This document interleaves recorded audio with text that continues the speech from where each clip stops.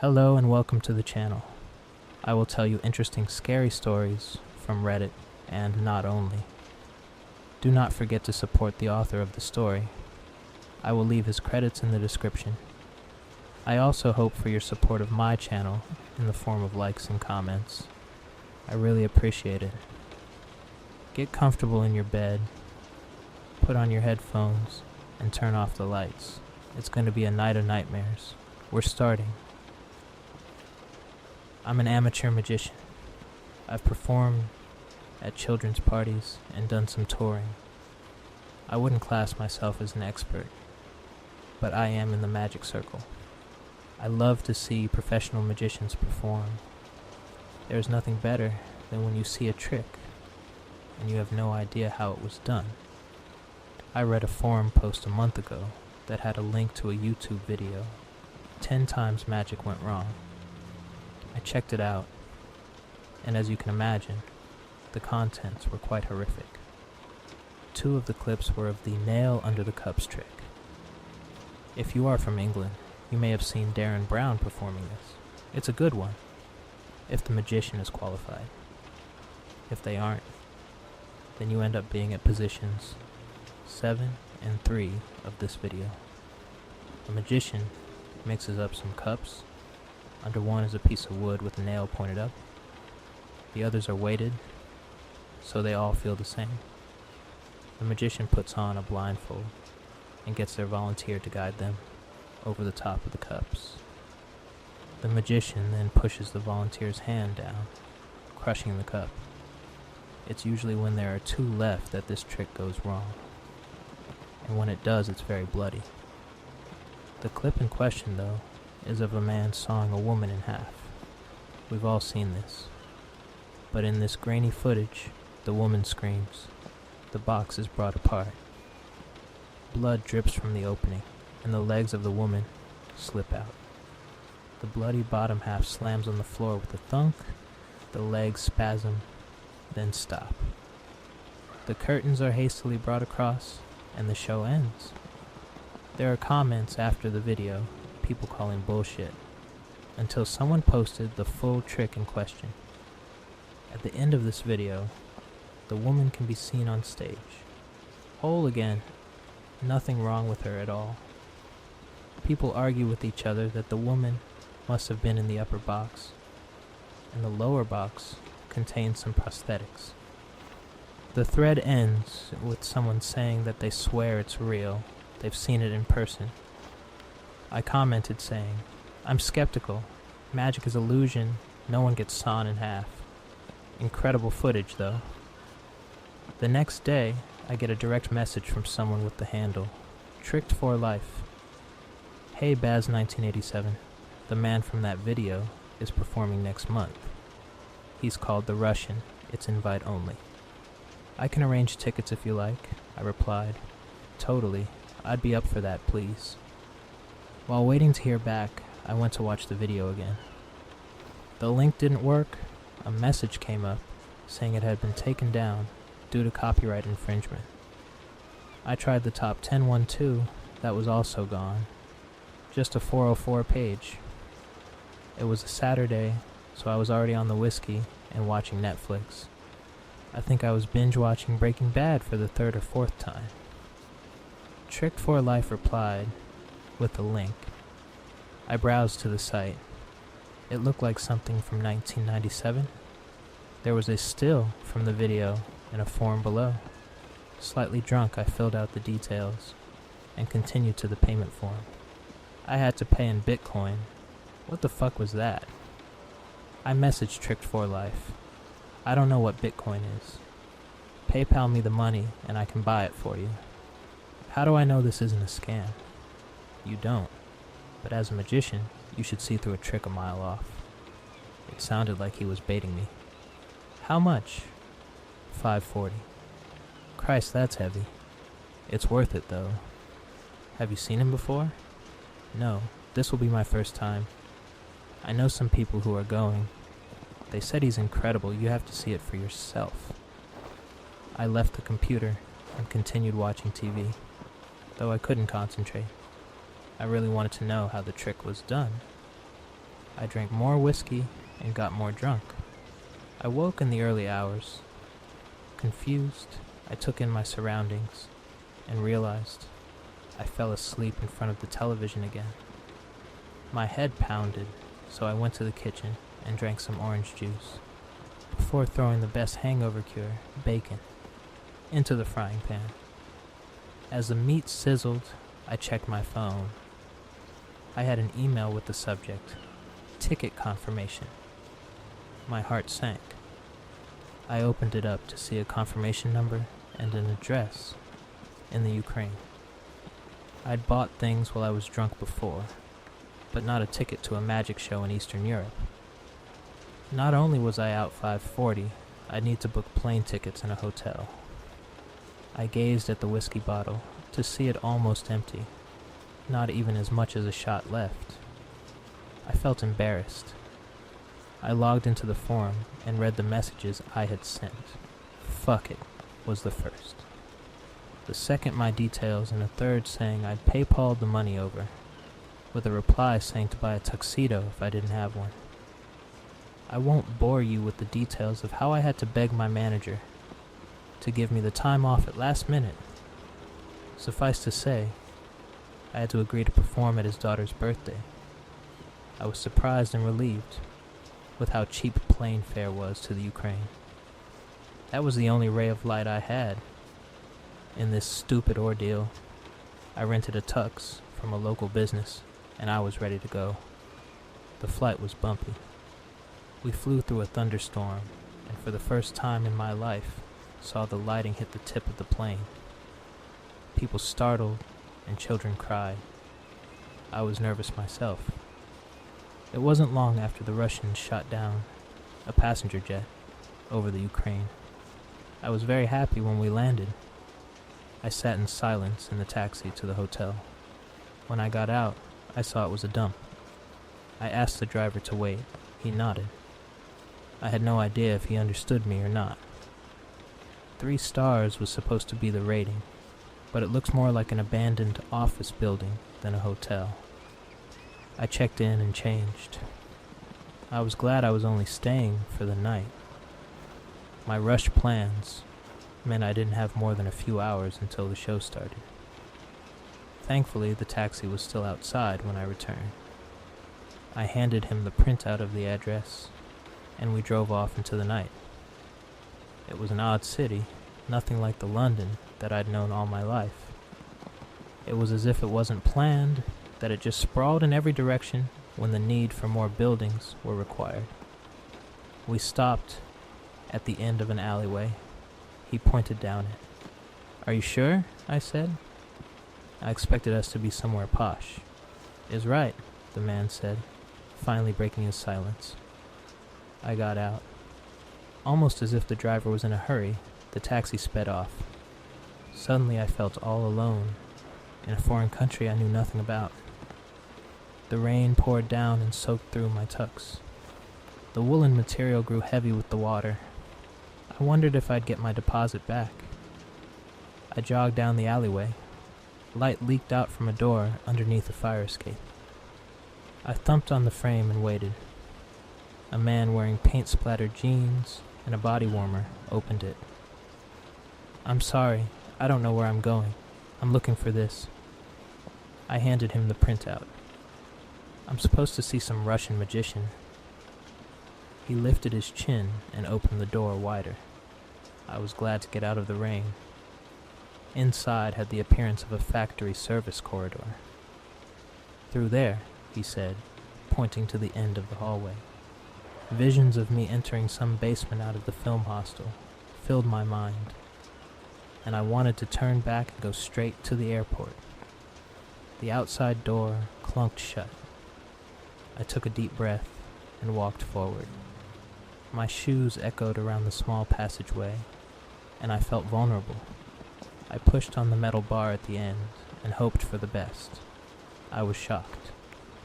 The low murmurs of hundreds of voices filled the large room I entered. It wasn't as I expected. It was cavernous. It looked like a palace. Large marble columns rose up from the floor and held in place an ornate ceiling, from which hung intricate chandeliers. Dozens of men in suits drank from champagne glasses, all deep into conversation. No one turned to stare at me. It was as if there was nothing odd about me entering via a back door. For a magic show, I found it kind of fitting. Standing there, though, I wasn't sure if I felt more out of place here or in the alleyway. A waiter approached, and I panicked. "Drink, sir?"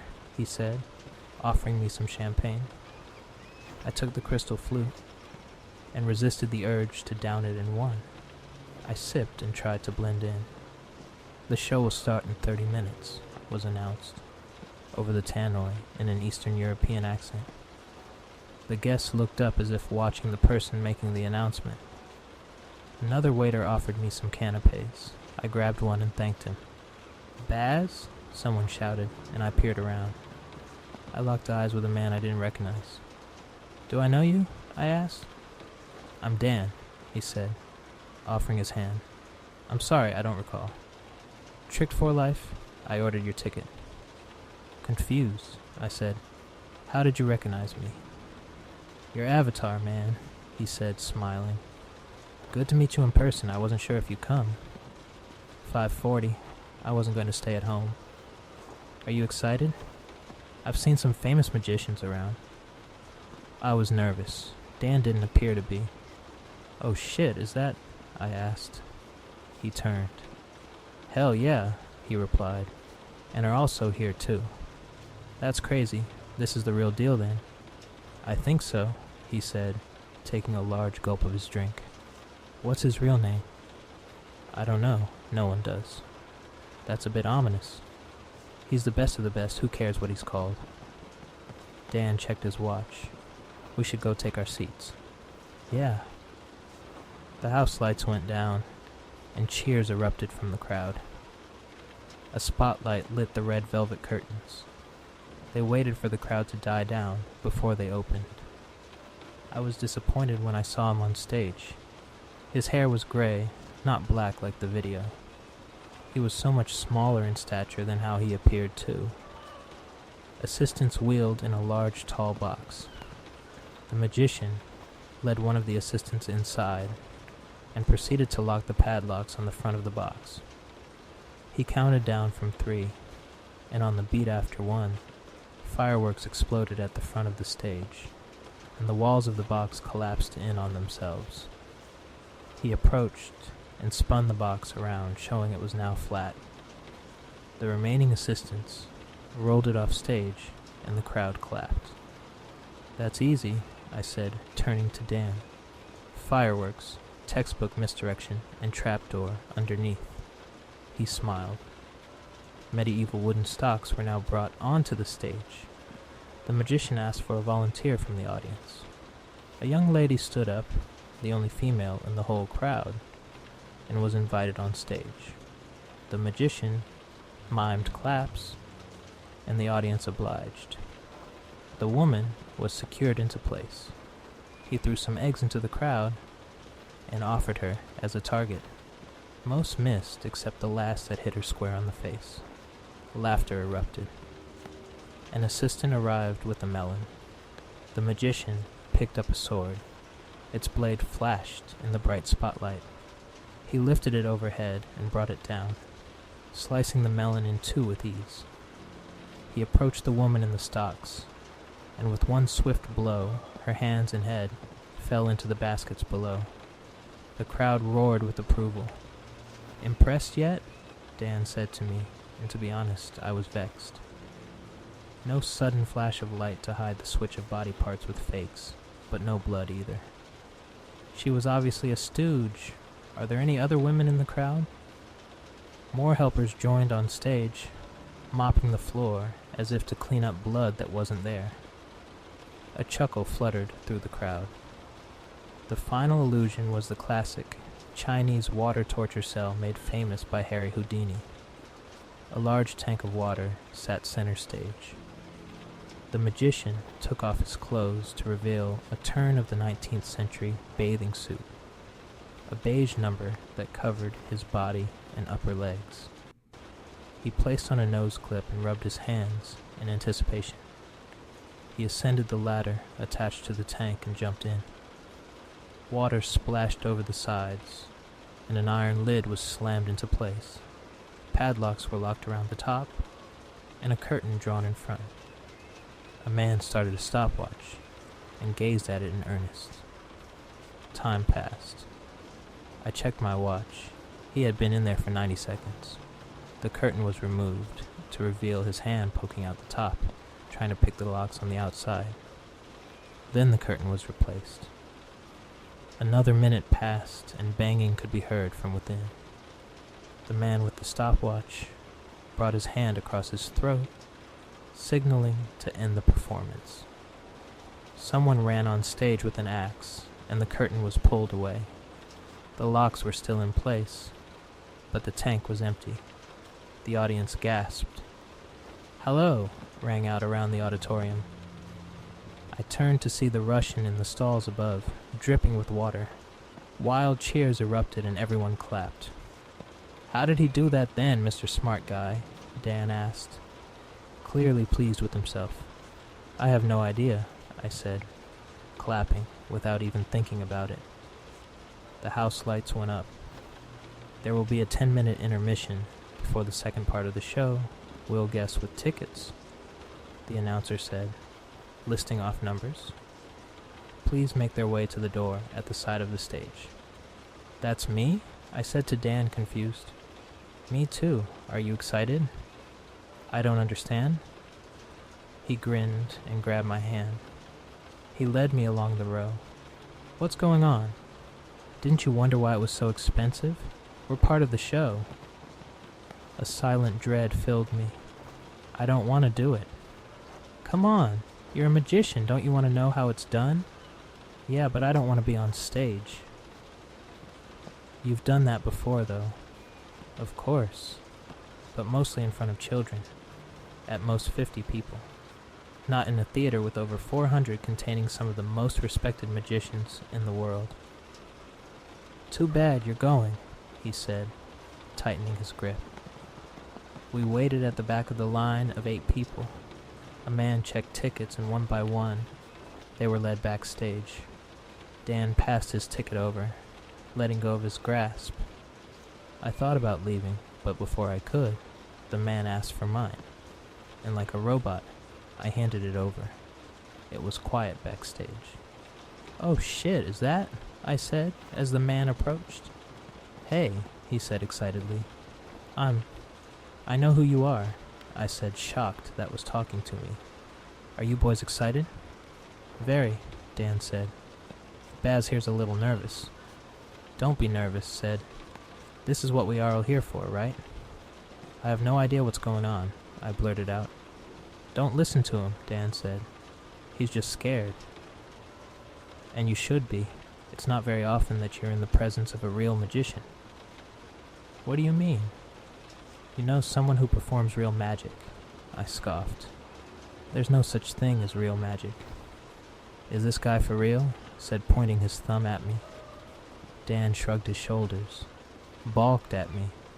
"Then why are you here?" "I wanted to see it for myself." "And that you will, son. Be part of it." "I don't think I want to."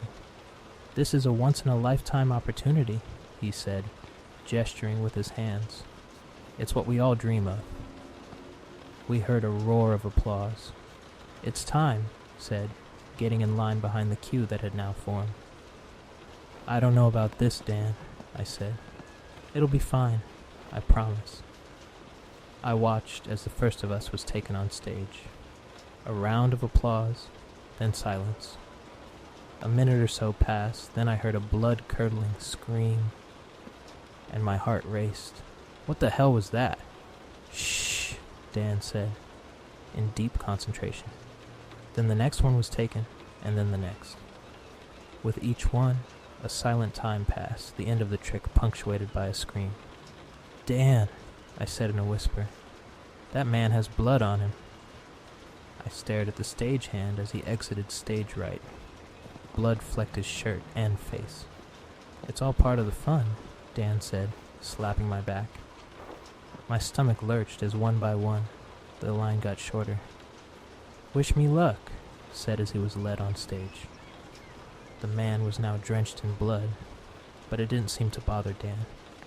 "We have a special guest tonight. Please welcome," bellowed out on the tannoy. We were almost at the top of the stairs now. Dan watched the performance, his face lit up with pure joy before he grimaced and looked away. "What's happening?" I asked. "Holy shit, that was intense. I'm not sure I can do this," Dan said. But it was too late. The stagehand had already grabbed him and dragged him up. I ascended the last few steps and could now see the wooden floor. I gasped as Dan walked through the blood that now pooled. His shoes left yawning, sticky stalagmites in the congealing liquid. A horizontal box was open, and he was placed inside. From my angle, it was obvious there was no one placed in the leg side. I watched his feet poke through the holes at the end, and the box closed on top of him. The magician picked up a chainsaw, pulled the cords into action. Blue-gray smoke billowed out of the side as he revved the engine. Without a second thought, he brought it down, through the box. Dan's face contorted as he shrieked in agony. "Stop, stop!" he shouted. The magician ignored him. Blood sprayed out, covering him and launching a mist of bright red liquid onto the crowd, who cheered in response. The chainsaw idled. The assistants pulled the box apart, and just like the video, Dan's legs fell out of the other end of the box. It was then I noticed the box had been purposefully sloped to allow this to happen. That was the trick. I felt sick and ran. There was nowhere to go. A large man stood at the door I had entered. Luckily, he hadn't noticed I'd panicked. I slowed to a walk and took the stairs down into the basement. As I descended, I heard the muffled tannoy, then a rapturous applause. I paused at the door at the bottom. I assumed it was the fire exit. I tried to turn the knob, but it didn't budge. I could hear voices on the other side. I placed my ear against the metal, flinching at the cold. It was a chant. Low tenor voices repeated the same line again and again, in a language I didn't understand.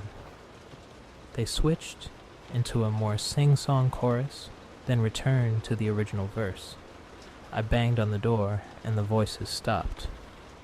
"Mister, you can't be down here," the large man from backstage said. I obeyed him without a struggle. He let me back into the theater. The crowd didn't acknowledge me. Waiters patiently walked through the punters, offering more champagne and canapes. Without thinking, I screamed out, "He's killing them! All of them! They are dead!" The audience silenced and looked at me. "Is dead. Everyone's dead." I saw it. "It's not a trick." "Sir," one of the waiters said, holding his hand up for me to stop. "I won't be quiet. It's a fucking abattoir up there. Didn't you all see?" People started to panic. I raced for the exit. The doors were camouflaged from this side. I ran my hand down the seam trying to find a hidden latch. "Calm down, sir." I turned to see the large security guard. "Fuck that.